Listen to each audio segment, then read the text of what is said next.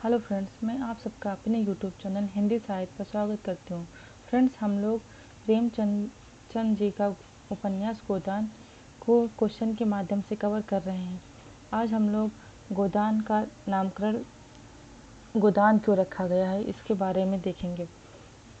किसी भी रचना का नामकरण सार्थक तब माना जाता है जब वह रचना के मूल प्रतिपाद्य को पाठक के मन में अंकित कर सके।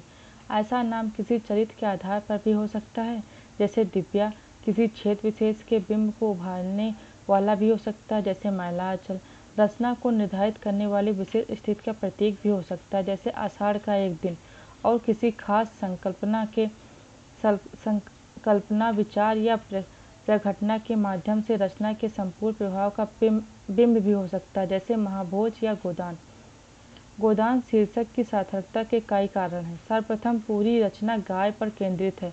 गाय वह प्रतीक है जिसके माध्यम से एक साधारण किसान के जीवन की आर्थिक सामाजिक त्रासदी को व्यक्त किया गया है। कथानक का आरंभ एवं अंत इस बात का संकेत करता है। आरंभ में प्रेमचंद कहते हैं, हर सरल गृहस्थ की भांति होरी के मन में भी गांव की लालसा चिरकाल से संचित चली आ रही थी। यही उसके जीवन का सबसे बड़ा स्वप्न, सबसे बड़ी साथ थी। बैंक सूद से चयन करने या जमीन खरीदने या महल बनवाने की विशाल आकांक्षाएं उसके नन्हे से हृदय में कैसे समाती। रचना का आरंभ इस छोटी सी महत्वाकांक्षा से हुआ है और रचना का अंत इस महत्वाकांक्षा के पूरा न हो पाने की त्रासदी से हुआ है। अपनी मृत्यु को आसन्न देखकर होरी का कथन है, मेरा कहा सुना माफ करना धनिया, अब जाता हूँ, गाय की लालसा मन में ही रह गई। कथानक की शुरुआत एवं अंत ही नहीं बल्कि उपन्यास की संपूर्ण संरचना किसी न किसी रूप में गाय से ही जुड़ी है। गोदान कृषक जीवन की गाथा है, जहाँ आर्थिक एवं सामाजिक संदर्भ अलग अलग नहीं होते बल्कि आपस में जुड़े होते हैं। गाय इन आर्थिक सामाजिक स्थितियों व आकांक्षाओं का प्रतीक बन गई है। गाय के प्रति होरी के मन में दो भाव हैं। आर्थिक इच्छा है, वह पछाई गाय लेगा, उसकी खूब सेवा करेगा, कुछ नहीं 4-5 सेर दूध होगा, गोबर दूध के लिए तरस कर रह जाता है। बछड़े भी अच्छे बैल निकलेंगे, 200 से कम की गोई न होगी। सामाजिक इच्छा है, गांव से ही तो द्वार की शोभा है, सवेरे गांव के दर्शन हो जाए तो क्या कहने।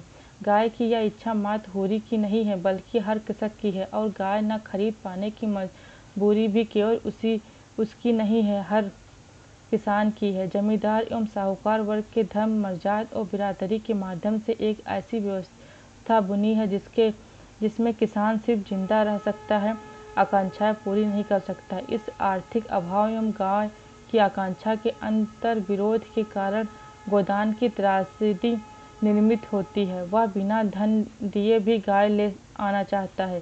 सहसा उसने देखा भोला अपनी गाय लिए इसी तरफ चला आ रहा है। होरी का मन उन गायों को लेकर ललचा गया। अगर भोला वह आगे वाली गाय उसे दे तो क्या कहना, रुपए आगे पीछे देता रहेगा। स्पष्ट है कि गाय संपूर्ण कथानक गाय की आकांक्षा पर केंद्रित है, किंतु गाय पर केंद्रित होना गोदान की धारणा का पर्यायवाची नहीं है। प्रेमचंद ने इसे गोदान ही क्यों कहा, इसका उत्तर उपन्यास की परिणति में खोजा जा सकता है। यह रचना सिर्फ महत्वाकांक्षा पूरी न होने की त्रासदी नहीं है बल्कि दूसरी त्रासदी है। यह दोहरी त्रासदी इसलिए है कि जो व्यक्ति जीवन भर संघर्ष करते हुए एक गाय नहीं खरीद सका, उस व्यक्ति की मौत के बाद भी धर्म, मर्जाद और बिरादरी उसका पीछा नहीं छोड़ती। उसके परिवार से अपेक्षा करती हैं कि वह गाय का दान करे। यही इस उपन्यास की केंद्रीय विडंबना है।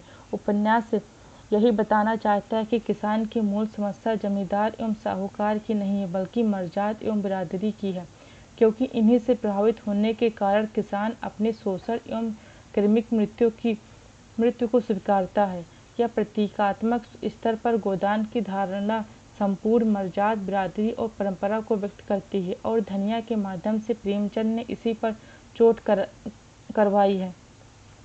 इस प्रकार गोदान का कथानक गाय की आकांक्षा से शुरू होकर गोदान की विडंबनापूर्ण मांग पर समाप्त होता है। रचना के अंत में गोदान की परंपरा होरी की त्रासदी को और गहरा बनाती है। इस दृष्टि से यह नामकरण सचमुच पूरी रचना के घनीभूत प्रभाव को धारण करने में सक्षम है, अतः यही इस उपन्यास का सर्वाधिक उपयुक्त नाम है।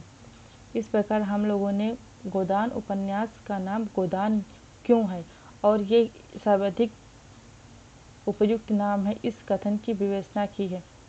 नेक्स्ट वीडियो में नेक्स्ट टॉपिक को कवर करेंगे। Thank you.